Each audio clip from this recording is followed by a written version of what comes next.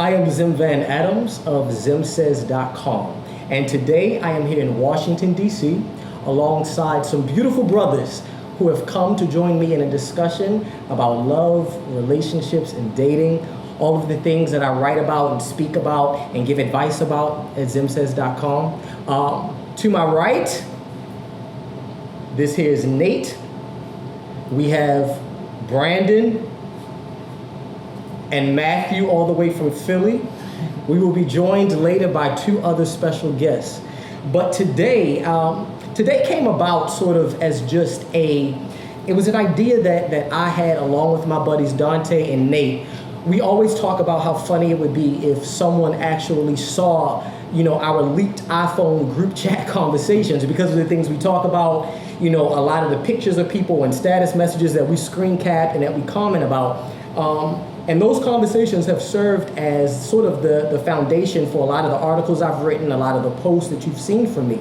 So we thought, before the leak, why don't we just open this up, Why don't we just open this up and reveal some of our inner conversations publicly? So we wanted to invite others to join us simply for the fact that because we tend to agree on a lot of things, we wanted others to kind of throw a monkey wrench in the conversation.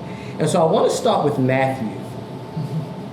Because Matthew is only 25 years old, right? Yes. Right. And you are pretty recently getting out of a 5-year relationship? Yeah, about 6-7 months ago? So you've been only single for 6 or 7 months? Yeah. And you all were together for 5 years? Yes. And engaged? Yes. Which is something that is really unheard of for someone your age in a lot of circumstances, especially in our community, you know what I mean?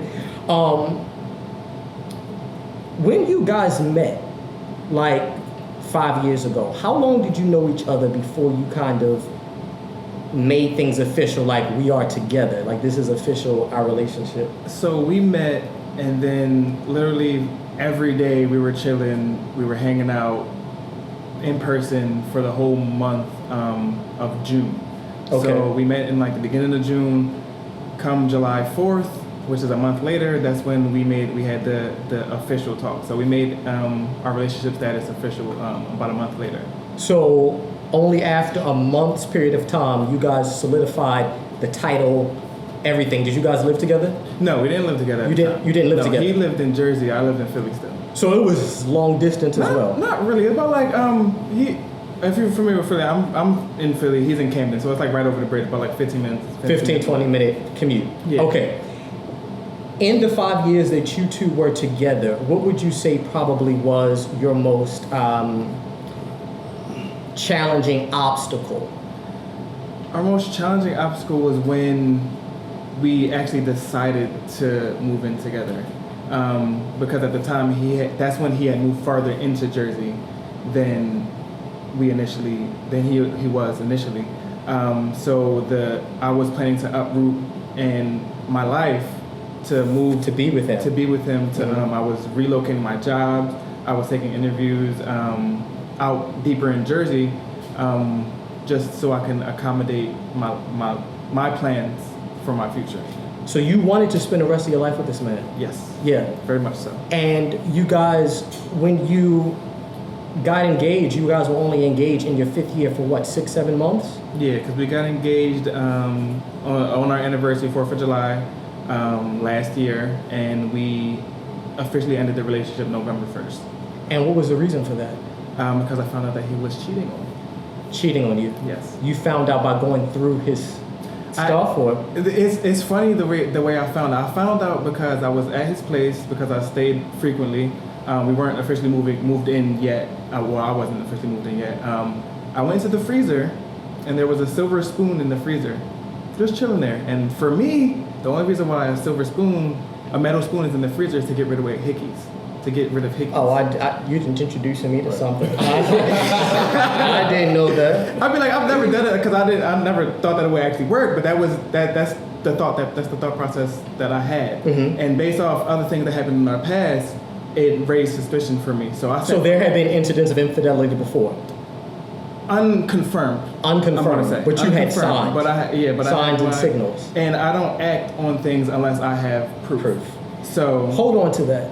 and hold on to that because we're going to return. I find, and we talk about this all the time, what reason do people choose to actually exist in relationships? Like you finally find somebody who you attach to, you connect with, you all have titles, you're moving in together, there's these engagements. Why does it seem like within our community oftentimes, especially in these major cities, that's just like never enough? Like why do we tend to still want to step out and meet other folks? Like, I don't get it. But before you answer that question, before you hold on to that, because our two special guests have arrived and they've joined us, and I want them to come sit at the table with us. Christopher and Dante. Hey. What's going on? How you doing? Chris. Christopher's here from DC. What's up, Nate? Many of you are familiar from My Boyfriend is the Babe. Boyfriend's debate. And this is my other iPhone group chat partner, Dante. We are right now at the place where Matt has just shared with us a story about his 5-year engagement, well, his 5-year relationship, where they were engaged for the final 6 months of their relationship. He found out that his fiance at the time was cheating on him. And I have just presented the question, why is it that when we finally, as single men, find someone to spend our lives with, like someone who we truly love, who wants a commitment, who wants that, that everyday type of relationship, why do we step outside of that? Brandon was going to kind of offer his opinion of his thoughts of why it happens and why it seems to happen frequently, because it's not so situational. I think the instinct of the man is the shiny ball syndrome. You're always Shiny ball. looking for the next best thing. Mm-hmm. And a lot of times, a lot of people jump into these relationships without a friendship. So you really don't know who you're actually dating. And although, you're committed, you can even be living with the person. There's always something that you feel either from your past or from what's happening in the present that you're still missing something. So when you see that next best thing, you're always hoping that's the void that you've been searching for. So it doesn't always have to be sex, but a lot of times it could be a text message that you delete, or a hug that you share, or a sushi date that you shouldn't have gone on. And I think that's what instinctively the man, especially the gay man, goes after. Because I would agree with you. I would say, like, cheating to me isn't just sex. It's anything that you say or do or things you act on that you would not do in front of your partner. Mm-hmm. Now, Chris, you and Reddit, this is year 4 now, right? 4. This is year 4. For you two, being in a relationship and being a couple who have lasted for an extended period of time, like, you as a man, don't you get urges at times, even as attractive as he is and as in love with him as you are? Does it ever come a point where you get urges to sort of step outside of the relationship? And if you do, like, what prevents it? I mean, yeah, of course, I wouldn't say urges, but of course, I mean, we're human, so we see another man, if someone is attractive, then that's what it is. Mm-hmm. But, I mean, it's not worth my relationship. It's not worth I'm not gonna hurt David in that way. Right. To see him hurt. So that's hurt me. So you always, in your decision making, you sort of keep your relationship, the idea that this is my future, this is what I want. Right. You keep that at the forefront. It's definitely is it worth it? Can this jeopardize what I'm currently in, my current situation? How can it hurt me and my relationship? Absolutely. It's my relationship, but it's also my life, because we work, we do everything together. Like, this is the guy I'm building everything with. So this is gonna be your husband. Yeah, it's your husband. Gotta be. I would say this. Now, Nate, I know, when us three talk, oftentimes, when we talk day, night, when we talk, the reality is yes, the three of us are single, right, but ideally, we would want relationships. Dante, I know that oftentimes, I I've seen sort of that when you date, you have a type. Would you agree to that?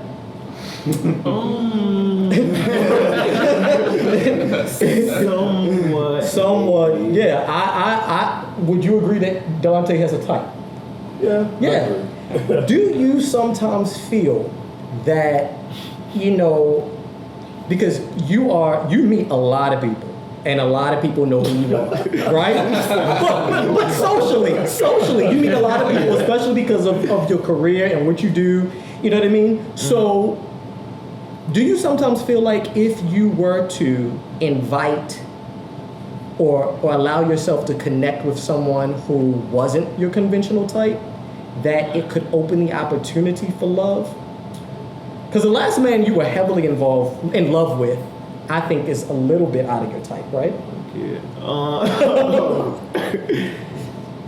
I don't know, because I don't know if I really believe that I have a type, but I don't know. I kind of try to step outside of, I guess, whatever, but it's developed into a whole other type that, like, I don't know, like, the last two people that I've kind of found a lot of interest in, they ended up being involved in a lot of recreational drugs, and I was just kind of like, Okay. a little too heavy. So the moment where you did actually step outside of that ideal type of comfort zone, you found that they were dealing with other issues that would not allow you to connect to them. One, and I can honestly say that when we do, in dealing with guys, especially like we meet them and we're building something, oftentimes you find that it's not necessarily even their recreational activities, but sometimes they are very still much tied to their exes, and they're still tied to like other people who want them, or other people who you know are attracted to them and who they know are attracted to them. I know you've dealt with that. Like, I know that you've dealt in situations where you were trying to, or wanting to build something really substantial, but it was like you refused to play the back seat to that guy's ex, you know? Like, and we've talked about it. The challenge is, like, what is it that goes through your head and or in your heart and in your spirit when you find out, like, you know, you all are still spending all this time together, he doesn't want y'all in the same room, or you don't know what the situation is? My thing is this: in this day and age, in this lifestyle, like, we all have friends that we've dealt with. But my thing is, if you don't treat this friend like you treat every other friend, then there's an issue. Yeah. There's definitely some underlying situation there. It might not be physically, but it may be mentally, emotionally. You know, that's something. So you wouldn't have a problem with the guy who you were dating or seeing still having involvements with his ex if that ex was treated just like all the rest of his other friends? Exactly. Okay. It's when you sit back and you feel like that ex is still getting preferential treatment, where you question, like, what really is going. Right. Brandon, you've faced something similar.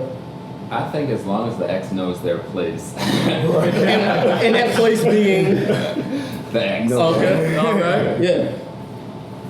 Yeah. So you I've had a couple people actually that have been like stuck on their exes, and it's been a little uncomfortable, like DMs and text messages, and I don't confront, you know, who I'm dealing with at the time, but at the same time, don't text me, bitch. I feel you. I feel you. Know your place. Do you guys oftentimes, like, when you're in a situation where you are trying to get to know someone, like in the very beginning, it's been a while for you, so if you can remember back. When you are trying, like when we first meet someone and we're trying to get to know them, do you all sometimes feel like guys are, in our community especially, more fascinated with the attention they receive on social media and publicly than they are the affection that we are trying to give to them directly? Like I'll text you or call you to say good morning and you haven't replied, but yet I see all your social media is updated. Do you all feel like that is prominent? Because it has definitely affected my life. Let me start with this one. Yeah. I think social media in this day and age has killed the relationship. I think it's, as far as communication, it's all about how many likes you can get, how many followers you can get, who's got the sexiest picture, who can show their ass the most. And I think with the DMs coming in, and I think it takes away from face-to-face interactions and conversations.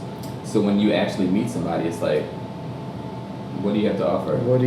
Matt, did social media affect did that contribute to your breakup? Did No. it affect? Okay. Actually, it was a traditional. No one had cell phones. It was kind of sort of. No one had neither one like had phones? kind of. It was almost to that level, from my understanding, from what I learned about it. But as far as now getting to know someone, because I have been dating for the past couple months, Okay. And social media for me hasn't been a deterrent as far as getting to know people. Only because I had a conversation with my best friend, and she said, like, you get involved, the people that you get involved with, that you date, are like these awesome guys, and that's because I filter out the bullshit for all intents and purposes. So would you date someone? Let's take Chris and Dante, who both have huge followings online, right? In situations where you are dating a guy who has huge Instagram followings, Facebook followings, Twitter followings, like, would that make you feel insecure? Not initially. Not initially. Not initially. The only thing that would make me insecure is their reaction to that attention. My thing Because is, it's not like, I feel as though it's not what people say to you, it's your reaction to it. Exactly. Absolutely. Absolutely. So it's just like, and it annoys the hell out of me when I'm like, if we're dating, or even with my friends, like I'm not on my friends' social media liking every single picture. So if I've noticed. if you're, I don't really, if I see it, I will like it if I like it. Right. But I know. That's how it is. But if like we're dating, like don't ask me, why you didn't like my picture? I see you all the time. Like we talk every day. I don't need to go on your social media to see what you're doing. Because I know what you're doing. Because y'all live your lives parallel. Right, exactly. Like I can text you and say, what are you doing? I don't need to go on your social media to find out what are you doing. I don't need to like a picture that you probably already sent me anyway. or should have. David, Chris, with you guys, It's a little different for me. because you post way more than he does. I do. Does it bother you that he does not share y'all's photos and pictures as often? Not at all. I mean, it's honestly, I don't even combine the two. Like my social media is that, my relationship is my relationship. You know, what we do in our private life is just that. The social media is what I want people to see, what people get to see. Like, so it doesn't really intertwine. Like, David barely posts things. I post everything constantly. Yeah. It's like we don't have conversation about social media at all. So that doesn't even affect y'all's relationship. No. Dante, would you, because I know that even though you're socially public, but your private life is like so private. Like,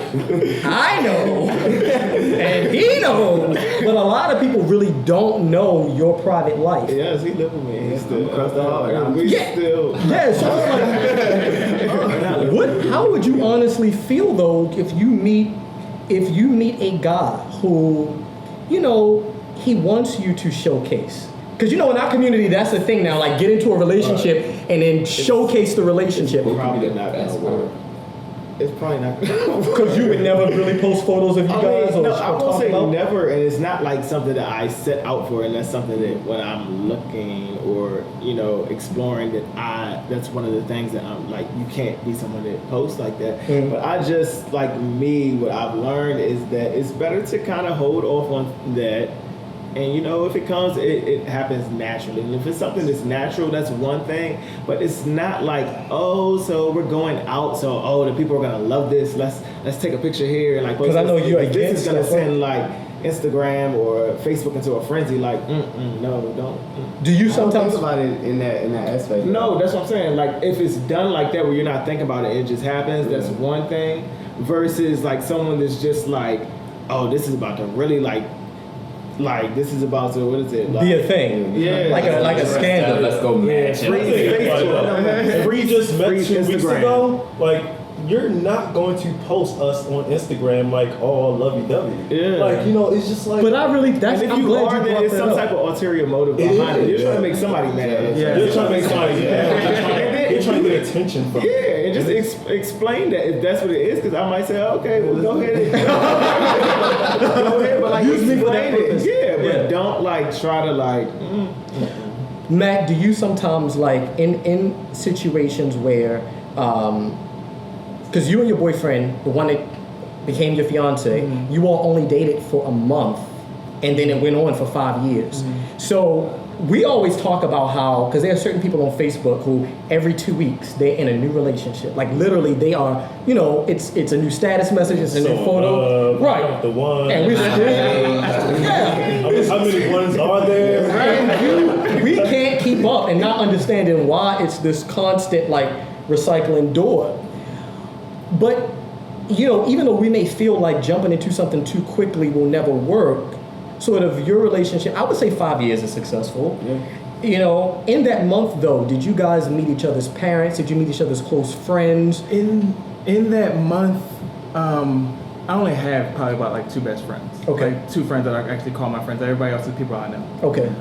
So in that month, I met his friends. His close I met friends. his close friends. Okay. Because that's where he stayed. I would meet him at his friend's house. We were all chill on their porch, go like just do whatever.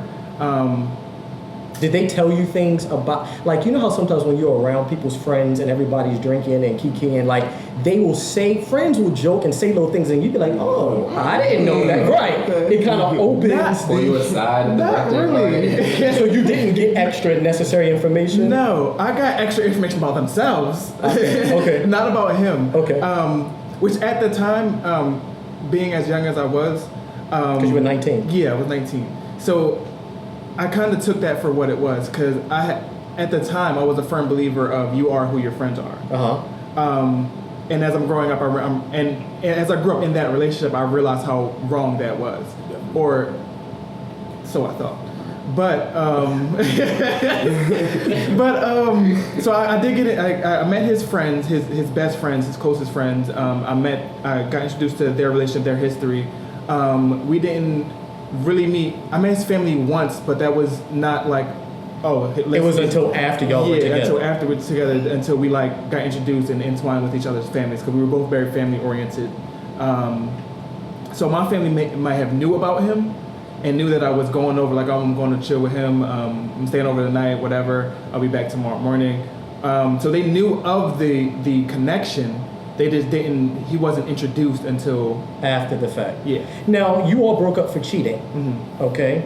During y'all's relationship, and I'm going to open this up to you too, because you're in a 4-year right now, right? Yeah. Okay.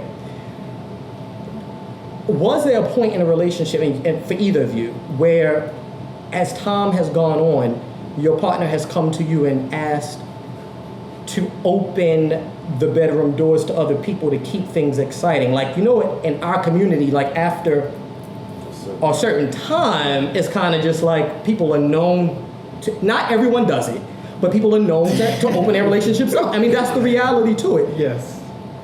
Did that factor into your situation? That did, only because of underlying circumstances. So what I mean by that is we were both tops. Oh, and he was ready and you were ready to... And me being the person that I am, well, for the most part, I introduced myself to him as a first top.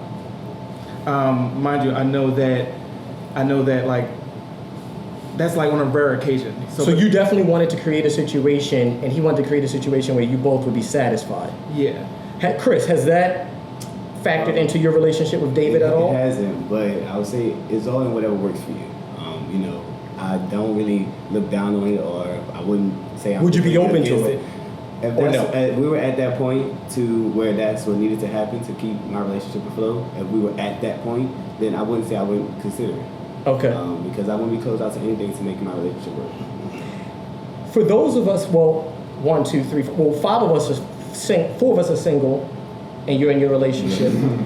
Why do you all, and each person can answer as we wrap up, with so many beautiful men who are single in major cities, small towns, we'll start with you, Dante. Why do you honestly think so many of us still are single, who want to be married, who want to be in relationships? Like, what is the main factor as you see it? Well, for me, it's probably trust issues. Honestly, I have like major trust issues, and like Because of past situations. that, and then I know myself and some of the things that I've done in the past. So like, just being honest, like that's probably the number one thing for me. You don't and then trust too, men. Like I don't. Yeah, and then it's like the first inkling that something may be like, I'm gonna run with it because of like the type of person that You're a I am. Virgo. Yeah. That gut instinct. Matt, you're dating now, I know. So you are looking to get into something else. Okay. So for you, but why do you think so many other males around you are still single? I think so many people are still single, or so many males are still single because they don't know what they want. Okay. And what I mean by that is they see a pretty face and they think that that's what they want. They want somebody sexy. And then they get into that relationship and it lasts a couple times because it lasts but so long because they're like, oh, They didn't you're define what they wanted behind the pretty Exactly. face. So that's why me being in the situation that I'm in now, I know what I want and I'm not compromising. Brandon, why do you think so many men in major cities are single? I saw a quote on Instagram that said my fallback game is way too strong, and I think that's what takes over the gay community. Explain that real quick. My fallback game is too strong. Like, nobody wants to stick it out. Yes. Okay. So it's like at first troubles, first sight of an obstacle, I'm out. you're done. Like not want to put forth that I effort. agree, yes. Why do you, Nate, think that so many of us are still single? Well, I'll speak for me personally. Go ahead. I think that quote was directed to me. Oh, really? Because like my fallback game is literally strong. Because it's just like I just feel as though at the point I am in my life, I just don't have time for bullshit. You know, it's just like I know where I am, I know what I want, and if you're not able to basically accept that, then I'm out. You're out. You know? Why do you think, man, the people around you are single? I don't know what they treat me. No, I was gonna say is what Brandon said. No one wants to give 100%. I mean, if everyone says 50-50, you have to give 100 because at any time when it's off, or if David is not meet me at 100 or at 50, then I need to compensate for that. Nobody wants to give their all. Everyone wants to. If the first sign of trouble or anything, it's just like I can't deal with it. When you have to kind of grow and adjust to things in relationships. Well, my thing is with that, I have to like piggyback off that real quick. It's just like, I mean, are you supposed to give your all like so early? You know what I mean? It's just like, if you see these warning signs in the beginning, like why put yourself out there so early? You know what I mean? Well, you give your all because at the end you can always say, I gave my all. If you're not giving your all, then it's not going to go anywhere. And when it falls off, you have you have nothing really to stand on. But I think this is like such an ongoing conversation that we will definitely continue. Yeah. We will definitely continue because I know these are the conversations that other people are having in their iPhone group chats and amongst their friends. Indeed, definitely. And these are the issues that I address at zemsays.com on a daily. But I want to thank you guys so much, really, for joining me today and sharing yourselves, sharing your lives, sharing your experiences, because I feel like these types of conversations are had so often behind closed doors when we're amongst our friends and our associates. But, you know, it's not really projected out there. You rarely see beautiful black men who are out and open sharing themselves. So I thank you for being here. And until next time, I am Xem VanAdams of zemsays.com.